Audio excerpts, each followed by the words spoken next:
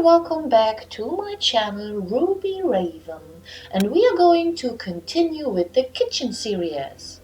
Today it is about a desk, which I love to call a kitchen island. It is not really an island because it is on this column, but for me it is. So this is the template of the island, which will go around these columns. But I do have to consider that there are some stairs, which I haven't mentioned before in the kitchen series, and I have already built them. I don't really have a video about this because it was back to the time where I didn't want to have a YouTube channel and wanted to post everything on Instagram, and I've changed my mind.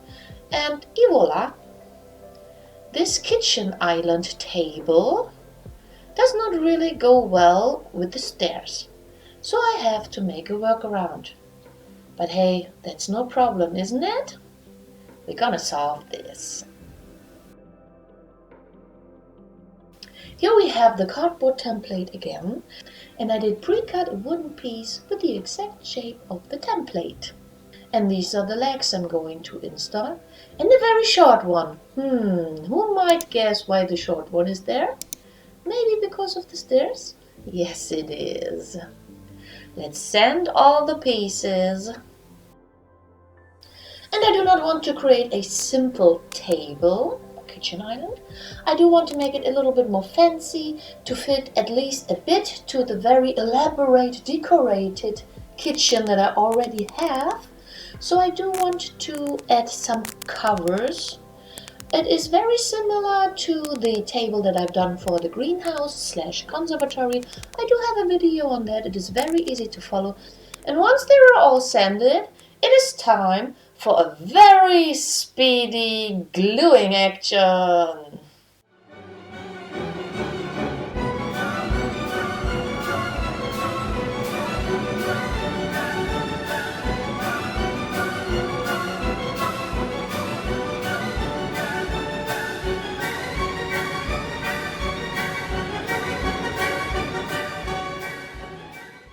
And I do use the cardboard template to check if all the legs are in a rectangular angle.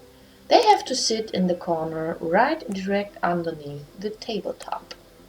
Then I also use the exact same cardboard template to create another layer underneath the top plate, so that you can stash kitchen utilities underneath it, so that you can grab it easily while you are working in the kitchen. Imaginably, a doll would work in the kitchen. I guess the doll would want it. Here I've marked where the stairs in the kitchen are, and this piece cannot be installed, so I have to cut it off. And then I do use this template to cut a piece of wood. You can see that I do recycle some wood. It is a palette that you usually use for painting. And for the corners where the table legs will go through this top, this layer, this wooden piece, I'm going to use this cutter, which is very handy. I can only recommend it. I use it a lot. Of course, I'm going to sand this one and dry fit it. And then I do need an extra leg underneath the single corner in there to support this layer. And I also use this leg to check if everything has the same height before I start gluing it. I also added some very small timber to each leg of the table to support the glue points. After everything has dried, I'm going to sand the parts where I've glued the pieces together to make the seams very smooth. The lower layer should match the tabletop, so I do want to add these blends also. And by doing so, I realized that this one edge was not straight or rectangular, so I had to change it. Before we can start and speed it all up.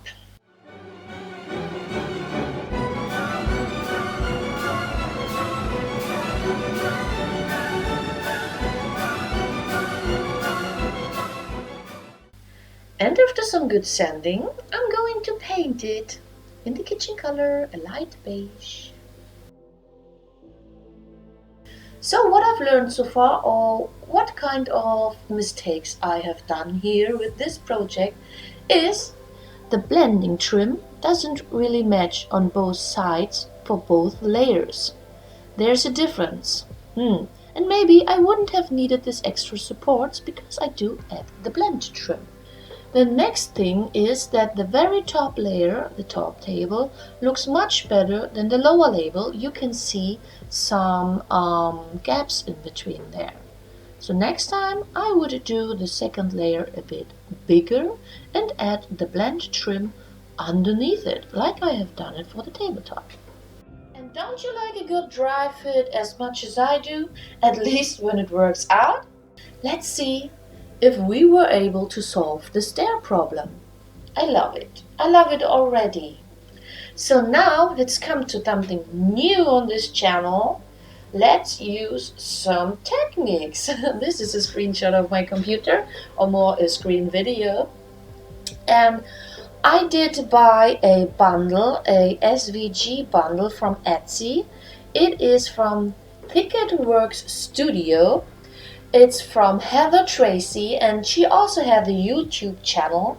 And just go there. I can totally recommend her channel. Very inspiring. I do use this very piece on my cutting machine, which is a Cameo 4 Silhouette. First I resize it to the right size, and I do a pre-cut to see if the settings are right.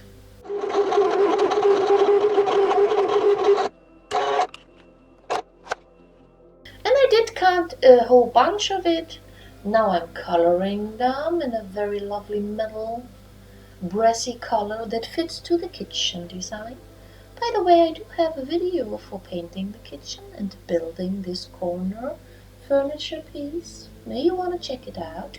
And I also did cut some paper stripes that you can see here already, which I'm going to color in a very light blue, which will be some additional trim. And I'm going to paint the table, of course, in the kitchen colors, which is blue and beige.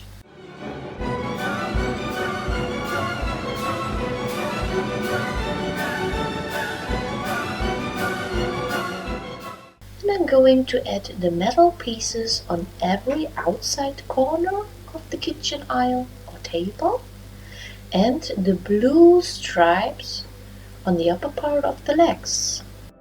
With the black acrylic paint, I do add some details to the metal edges.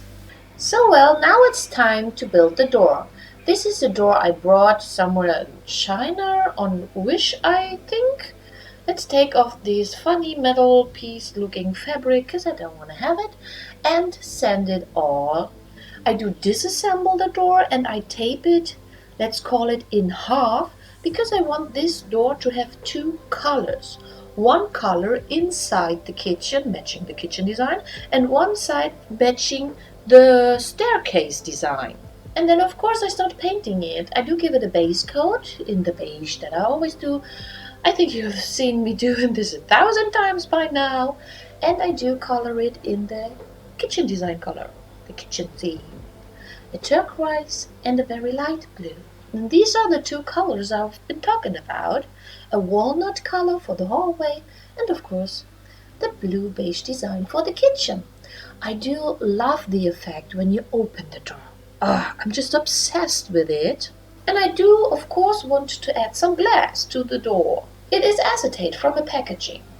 For gluing it down I use these timber stripes, so I don't need to use some glue points onto the acetate, which you might see because you can see through the acetate. Of course. I'm still in love with the kitchen. Look at the view into the greenhouse and back.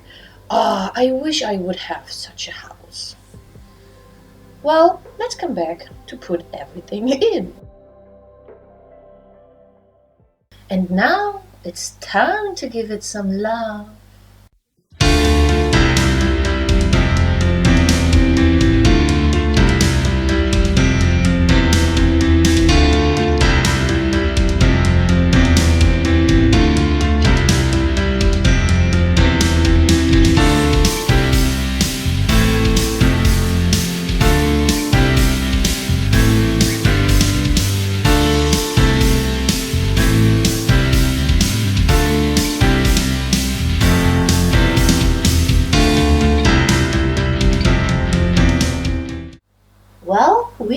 end of the video, you maybe want to consider to subscribe, and please give this video a like.